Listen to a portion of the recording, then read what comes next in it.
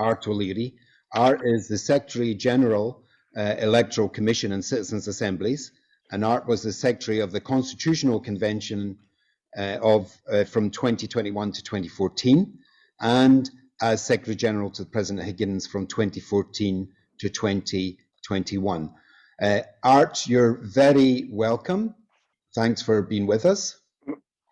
Thank you. It's a delight to be here, and I'm exhausted already listening to all the things that you've read out that I've done in my life. No wonder I never have any time to myself. It's good to see you all, and delighted to be here. And I'm delighted to see such a big interest in the Citizens' Assembly on a directly elected mayor for Dublin. You know, who'd have thought that there was such an interest in local government in this country?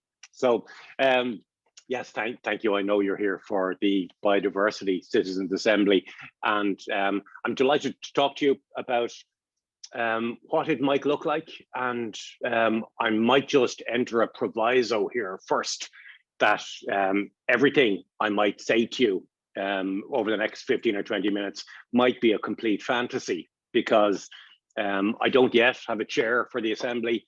I don't yet have any membership for the Assembly. So we're a very democratic organization. So the work program and the way things work will all be driven by the members and the chair, et cetera, et cetera. So what I have is a picture in my head of what this might look like. So I suspect it's probably pretty accurate, but oh, sorry, I've lost you all there. But don't be worried if it turns out to be something completely different. Okay, the one thing that won't change with the Citizens' Assembly is the terms of reference. I think you've all read them. At this stage, you know what the Citizens' Assembly has been asked to do. So it is quite complex, it is quite lengthy. And for those of you who want to familiarize yourselves with the background, there was a debate in 2019 where the Dáil agreed for the first time to establish a Citizens' Assembly on biodiversity. And more recently, when they approved the terms of reference in the Dáil and the Seanad. So there was a lot of talk about biodiversity, but also about the other Citizens' Assemblies that are coming up or on tracks to be done before the end of the year. There were a couple of changes this time to the way we did things the last time. I've always felt that the way we recruited our citizens was wrong. We used a polling company for the three previous iterations, whose job was basically to turn up in Main Street, Carrick and Shannon, and knock on every seventh door until they get a 25-year-old woman and a 65-year-old man. And that in theory sounds fantastic. But the reality was that the person from the polling company knocked on the door and said, I'm looking for a 25-year-old woman. And the person there said, well, nobody here by that. Well, do you know where I can find one? And or there's somebody there who's interested in politics. They might be interested in doing this. And so there were flaws in the way that the recruitment process was managed. So this time, as some of you may know, and I'd be interested in hearing if any of you received an invitation to be a member of the Biodiversity Assembly. No? Or the Dublin Mayor one? Oh, shaking heads for the ones that I can see. But we issued 34,000 invitations to randomly selected households all over the country. And the international comparison is that about 5% of people would apply, would respond saying, yes, I'm willing to give up a number of weekends this year to look at this important issue. So we were expecting something around 1,500 to 1,700 responses. And when registration closed last week, we had 3,700 people had volunteered, which was an extraordinary response. And the academics will be writing about it for some time. So there are a couple of things here. I think what I'd like to take from that particular piece of information is that Irish people understand and like the Citizens' Assembly model. They've been through it a few times. It has made some significant changes to the way we live our lives. But also, I'd like to think that they do consider biodiversity loss to be a key issue, and local government in Dublin also. to be key issues as well. So, so this is good. The second thing about eligibility for membership is that we opened it up to include all residents of the country and the city of Dublin. So we have, in the previous 3 instances, you had to be on the electoral register to be eligible to vote in a constitutional referendum. But because these issues are a little more diverse and affect everybody and not just voters, the government agreed to extend the eligibility. And I was delighted that we received hundreds of registrations from people from 52 different countries, you know. So this Citizens Assembly will be much more representative of Irish society than any of its predecessors. So we're crunching the numbers at the moment, and we'll be churning out, I mean, there's more complicated maths going on with Excel spreadsheets that I can certainly understand, but in the next couple of days, we will be selecting the members, the 99 members for the Biodiversity Loss Assembly, and a number of standby candidates who fit their identical twin polling characteristics, and we'll be writing to them to ask them to confirm that they'd like to be members and that they can make the meetings which are set out between now and the end of the year. So that's the recruitment. We've got 99 people in the room. We have a couple of things we have to do then, is work out a work program. What is it we're going to do? And I mean, I caught the end of Porrick's presentation there, and we do know that biodiversity loss is complicated.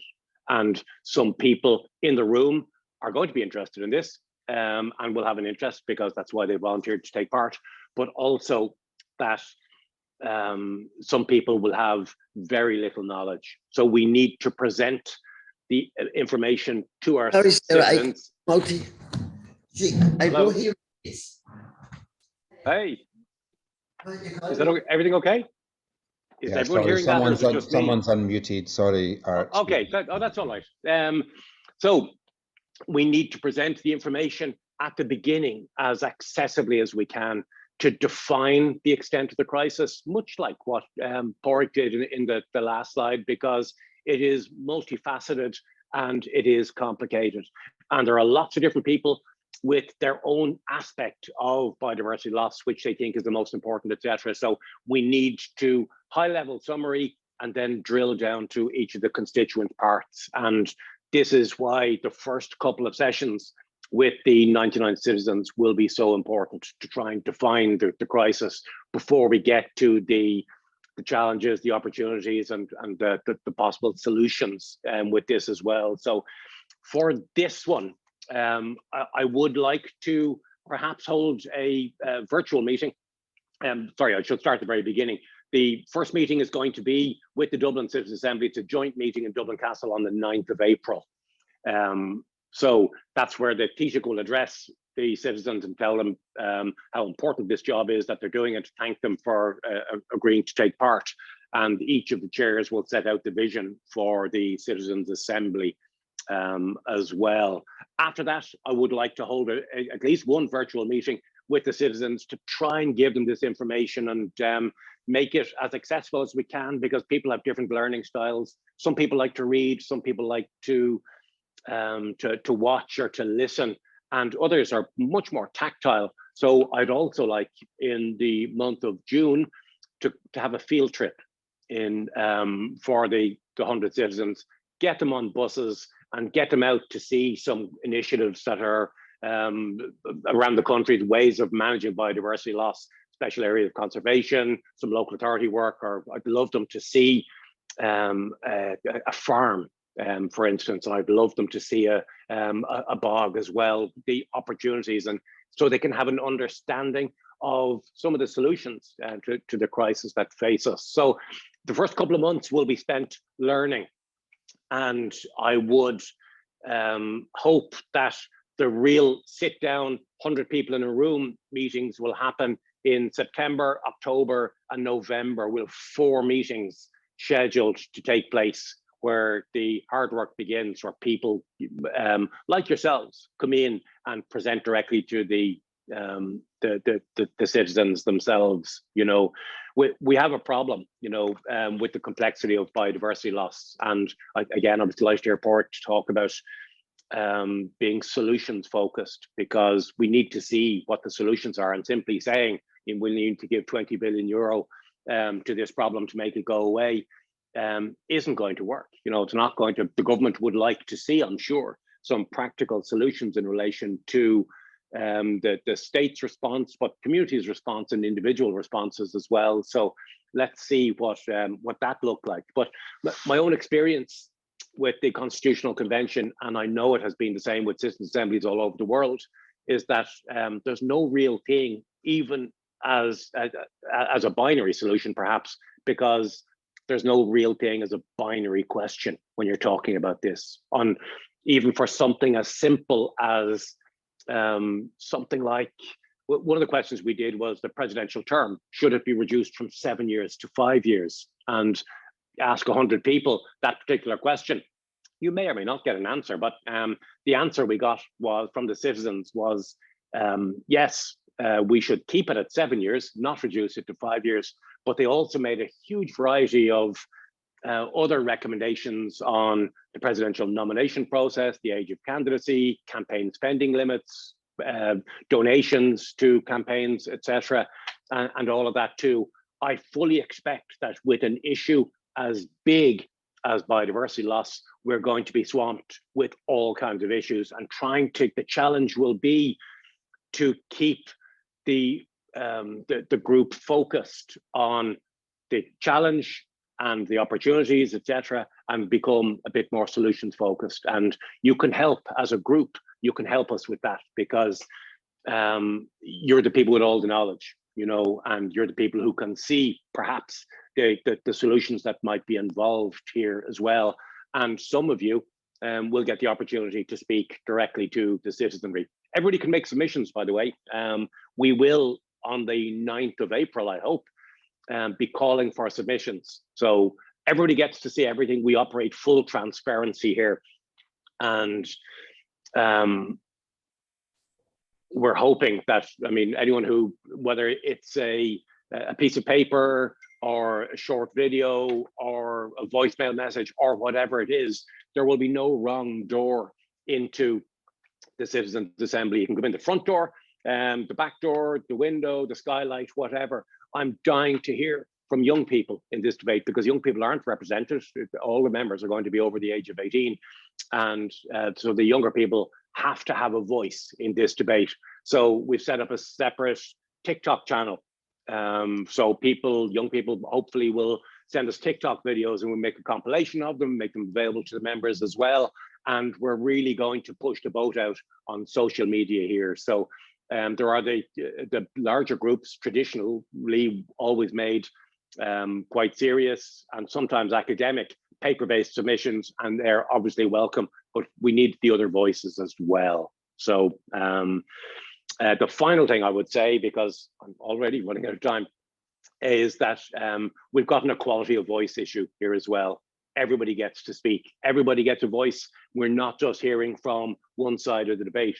So I have yet to meet anyone who believes that biodiversity loss doesn't exist, but there may be those who believe that we're already doing enough, and that it's not, there's no need for radical action here as well.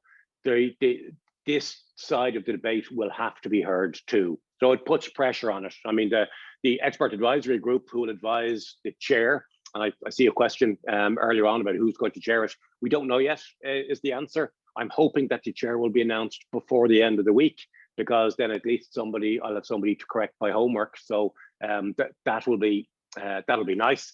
So the expert advisory group will present information in as independent a fashion as possible, and then we turn over the debates to advocates on either side. So the 99 will hear all sides of the debate and make up their mind sometime towards the end of the year. The Dáil says we should be done before year end.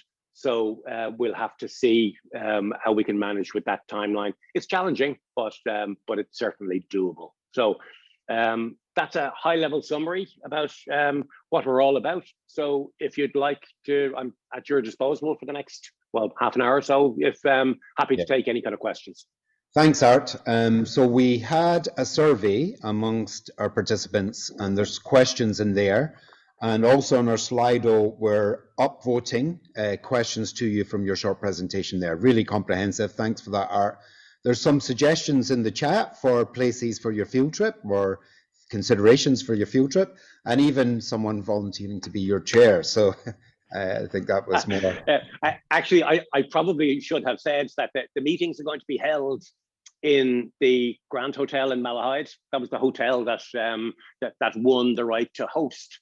So interestingly, there is a special area of conservation in Malahide there at the estuary, and then the local authority have done some great work out in Turvey and Donabate, which are kind of local, but we'll be happy to consider any options. And if we can't get people on a bus to get to where all these places are, we're going to send a film crew to where these places are and film what it is, and then come back and show the citizens as well. So I terrified the film company that won the tender to record and live stream the proceedings last week by saying, well, that's actually going to be half your work. You'll be traipsing around the highways and byways of the country, filming Hare's Corners and the Burren and whatever else you have to do as well. So we will see how all of that pans out.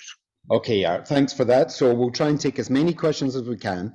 We're going to start with the questions that were submitted in the survey, and some of the IEN staff will ask those. So Catherine, can I ask you to unmute and ask that first question? Thanks, Art. That was great to hear. So the first question that came in was, how did you decide on what questions the members of the public will be asked to consider? And then also, can members of the public influence those questions which are put to the Assembly?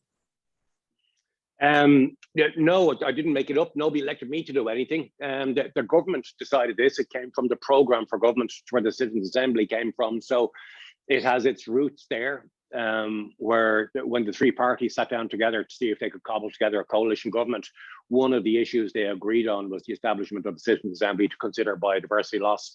And then the government itself, when the time came to do that, they established the terms of reference. Dáil and Shannon approved it. So we've been given our homework already. Our job is just to do it, not to make any changes.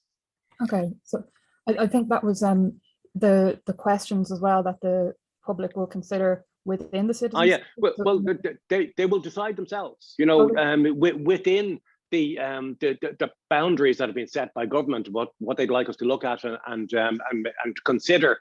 The citizens themselves will drive the work programme. So. One of the challenges I hated when I was in the Constitutional Convention, trying to agree a ballot paper on a Sunday morning. And I mean, I've told this story, and I think I told Karen about this the other day as well. So I mean, this story I tell against myself, that in pure frustration one Sunday morning, I said, can we do something completely different this time and answer the question that we were asked? You know, because as I said, I mean, once you open up this topic, it is likely to go in all directions, but it will be driven in the main by the citizens themselves. Okay. Thanks, Art. Thanks, Catherine. Kaylee, would you like to ask a second question there from the survey? Sure. So the second one that came in was, what criteria did you use to decide on the composition of the expert panel, and who will be invited to present at the Assembly? Thanks. We haven't appointed an expert panel yet. I was waiting for the chair to be appointed to go and have a look at that.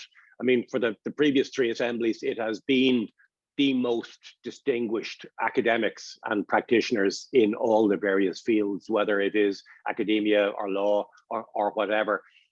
These are people with great integrity and huge respect within the various communities and in their own particular fields. I fully expect that the same criteria will be applied here and that nobody will doubt their expertise once they're announced. Thanks, Art. Thanks, Kaylee. So Karen, can I invite you to ask the next question? Sure. So the next question that was brought in through the survey is, what's the process for consideration of the submissions, Art? So the person who asked the question noted that certain ones are selected and given to the members of the Citizens' Assembly. So they'd like to know, how are they chosen? What criteria will you use to judge them? Okay. All the submissions. Yeah. No, I understand that, and just to nail this at the very beginning, we're all about transparency. Everybody gets to see everything, so there won't be submissions are considered to be more important than others, or given greater priority or greater voice within the room. Everybody gets to see everything. Every single submission will be read and made available to all the citizen members. The challenge sometimes is whittling down something like 1,000 submissions to the 3 or 4 groups who get to present directly, who get to be in the room and tell their story to the Assembly. That's where the challenge is. And ultimately, there are 2 barometers used here, and we can take guidance from the expert advisory group here as well, is that we need sufficient breadth in the subject in order to allow the citizens to be best informed, and sufficient depth as well.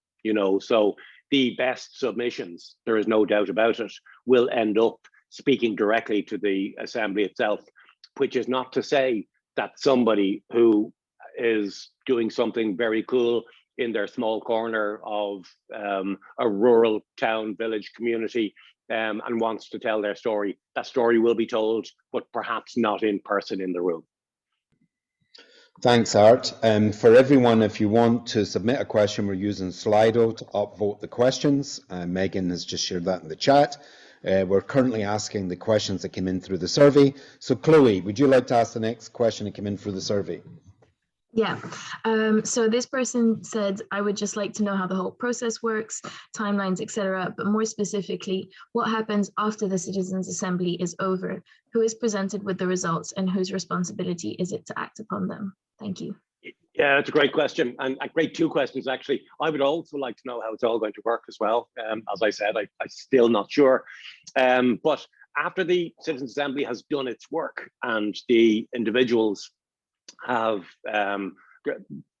tied up the final report, that report will be sent to the Oireachtas and to government, and presumably the Minister responsibility for biodiversity as well, to formulate a response. So this can take months, but not many months, I'm hoping.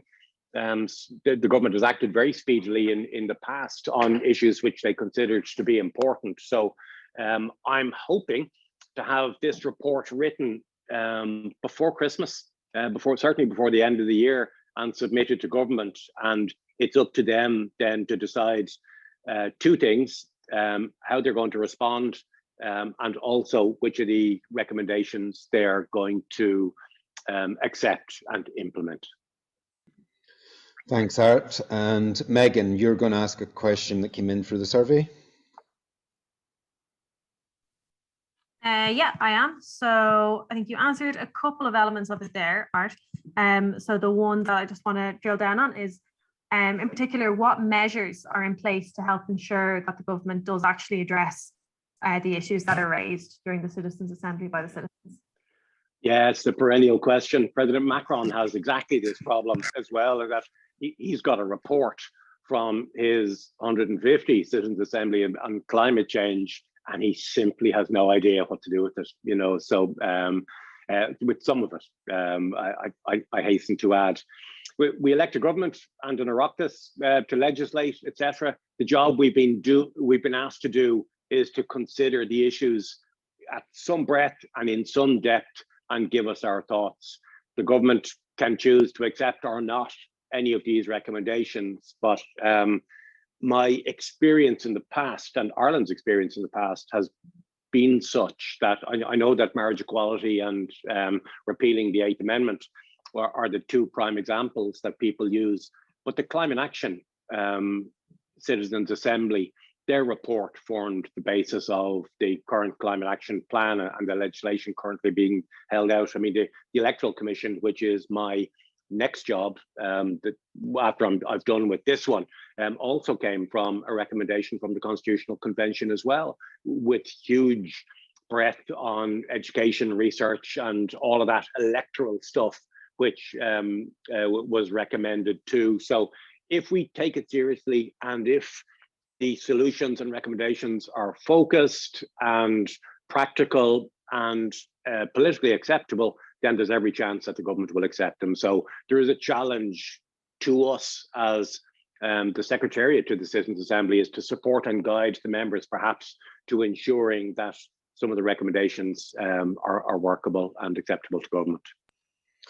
But Thanks, ultimately, there is no veto. Yeah. I'll give one more question from the survey, and then we'll start to ask the questions that are coming in on Slido, and they're being upvoted currently. So just a quick one then. What makes a good submission to the Citizens' Assembly? Well, as if you went to car communications for interview practice, and when you have an awful lot to say, they say you should use blot, get your bottom line on top. So if you're sending a substantial document, then a summary and with your bottom line in the introduction. And then if people want to read a little bit further, then they will delve into it. We're all going to read all of them, by the way, but it has to be readable, accessible. I mean, we'll be speaking to our friends in the Adult Literacy Association as well to make sure that some of the jargon that is so familiar to many of you is understandable by the citizens themselves too. So, I mean, like anything else, it's we need people to write clearly and succinctly, and then when they come and see the citizens, to speak clearly and succinctly as well. So it's all about communication of your complex thoughts and ideas in a way that can be understandable from, well, I always use the benchmark of a retired rural postman from West Kerry. So if he can understand it, then anybody can, without dumbing down the conversation itself. Thanks, Hart. I'll give you one more from the survey, and then I'm going to ask the people on Slido maybe to come in with their observations or questions. So there was a question, will there be regional public consultations, and how will these be incorporated into the Assembly process? I have no plans for that right now in my head, because the virtual world, that with the one positive thing, if we can call it that emerged from the pandemic, is how easy it is to virtually access anybody you like, including internationally as well. I mean, back in the dark ages in 2013, myself and Tom Arnold, who was chair of the Constitutional Convention, had a road show, and we were like the traveling circus rolling into town, talking about issues relevant to the Constitutional Convention. That won't be necessary now. So there are no plans as things are right now to do that. But again, I'm happy to be guided by the members if they have a strong view that we need to go and do something somewhere in particular, then we'll try and build that into the schedule as well. Thanks, Art. So we've still got 10-15 minutes left with Art. So I'm going to invite people to be succinct if I invite them in. So Elaine McGough, would you like to unmute and maybe make your observation to Art? Yep, thanks, Davey, and thanks, Art. And my observation was I really, really like the idea of bringing people on a field trip. I think it would just be, it would be so visceral for them to be able to see it. But my recommendation would be that you don't just go to the nice places, that you show them, say, a cut over bog, and then this is what it's meant to look like, and bring them to an intact bog, just so they can really like compare and contrast. Because I know that a lot of people, when they look at the Irish countryside and they see green fields, and I think it's wonderful. But once once they see the damage, they can't unsee it. So I think it would just be really useful to make sure that they are seeing what we see when we look at it. Oh, I agree entirely, and the challenge is, is that what we have here is an oil tanker, that's not easily turned around or moved anywhere. Mm-hmm. So, yeah, getting 100 people on buses is difficult. I love the idea of that, and I'm keen. But my email address, and I might regret this, but is art.o'leary@citizensassembly.ie. If you want to send me some suggestions about places where we should go to see very positive initiatives and things that work well, and some habitats which have been destroyed or are likely to be destroyed if we don't start doing something, then I'd be very happy to look at that. If we can't get everyone to see it, then we'll certainly send the film crew and film it, because I think some of that visual aspect, as you said, is very powerful. This has never been done before with a citizens' assembly, but it's something I felt is an initiative that we should certainly try, because I think it will work, you know. So, but if we send a film crew to record it, I mean, it's not going to be David Attenborough, but it will be good enough for people to understand. Great, thanks, Art. There's two anonymous ones. Hopefully they've not been asked, but I'll ask them again. Art, will the info being presented to the Citizen Assembly be made available to the public? I think you have said. Yeah, absolutely. Full transparency. All the meetings will be streamed live. All of even when we're out recording the site field trip, we're going to record those as well and put them on our YouTube channel. And we'll put little snippets on TikTok and Instagram and everywhere. So everybody gets to see everything. You don't have to be in the room to be able to see. And then another quick one. How do the NGO national experts on biodiversity get to the evidence-based presentation stage? Well, again, we'll be guided in that regard. Do the NGO experts, do they want to come in and advocate for a position? Is that the question? Or do they want to wear an independent hat and present factual information as well? I don't get the essence of the question, but if an NGO who is advocating for a particular position, they will be asked to come in on our what might be an advocates weekend, where we listen to all sides of the debate, as I mentioned earlier. Okay, thanks for that. I'm going to invite Lorcan Scott in, if you want, Lorcan, just to maybe ask or make your observation. Hello, yes. Sorry, I've been keeping up with the chat now. Oh yeah, I just made an observation that maybe this is already agreed, but that whatever findings come from the Youth Assembly, that they would get an opportunity to present to the Citizen Assembly their thoughts and feelings in advance of any discussion. Oh yeah, no, you're dead right, Lorcan. And I should have mentioned that earlier, in that there is, because there are no under 18s in the membership, that there is a Youth Assembly looking at this particular issue, and we're going to have a special session for the Youth Assembly to come directly in and present their findings as well. So it's really important that the young people have a very strong voice in this debate. That's great. Thank you. Thanks, Art. There's someone asking, how was the Citizens Assembly advertised? Were the PPNs advised to share through their networks? No. If you mean how were the people invited to be members, we randomly selected 34,000 households from the 1.6 million on the geodirectory database held by An Post. So they're completely anonymous. We don't know the names of individuals. We just have 34,000 addresses to say, listen, please deliver this to the householder at 34 Main Street, Carrick-on-Shannon. And then from that number, we have now 3,700 possible members to play with. Okay. Justin, you have a question in the Slido. Do you want to unmute and maybe just ask that? Thanks, Lorcan. Hi, Art. I'm just wondering. I'm just wondering, is the marine environment going to be included in the work of the Assembly? Yeah, I think it's important. Yeah, of course. Yeah, I mean, we're an island nation, and I think, as a huge fan of the sea myself, I think it is an important aspect of what it is we have to look at. Yes. Great, because it's under as much pressure as the land environment is, and probably more precious. Yeah, couldn't agree more. Couldn't agree more. Thanks. Maria Cullen, your question is similar. Do you want to just unmute and ask that, if you're there?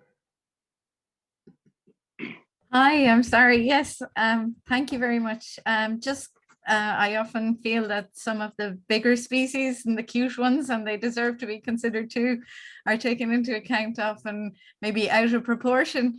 but could all biodiversity groups be taken into account? So the need to consider in Ireland, particularly vast biological groups with huge numbers of species that aren't normally like insects and some of the fungi.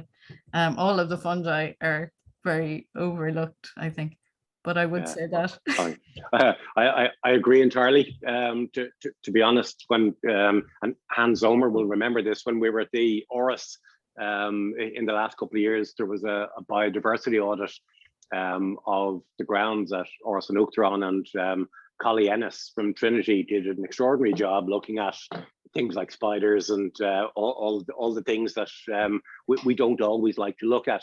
I should probably declare an interest. I'm a member of Birdwatch Ireland, and if you follow my Twitter feed, you'll probably see all of these cute and cuddly species that Maria mentioned there as well. So I'm Nothing a bird fan, but yeah, and we did a little list one time, Art, as well, of Oris and Uachtaráin years ago of the lichens on the trees and rocks in the ground. So we can make that available too if you need it. But thank you very much. Yeah, you must be grateful at parties, you know. So not so you can ask around this group. I don't think so, but thank you very much for addressing. Welcome.